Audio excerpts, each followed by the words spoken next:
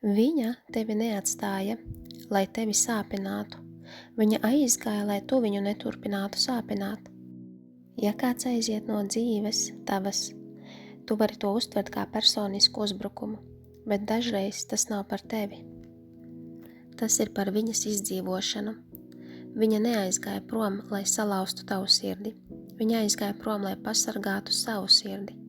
Kad kāds tiek turpināts, sāpināts, emocionāli, mentāli, pat fiziski, viņa parasti izdara izvēli, un dažreiz tā izvēle ir aiziet no attiecībām.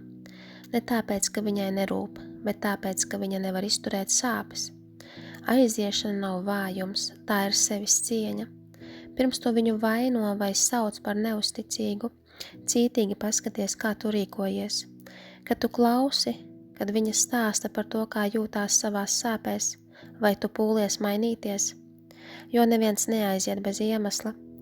Viņa nevēlējās iet, bet tu viņai nedevi izvēli. Viņa neaizgāja, lai tevi sāpinātu, viņa aizgāja, lai tu pārstātu viņu sāpināt.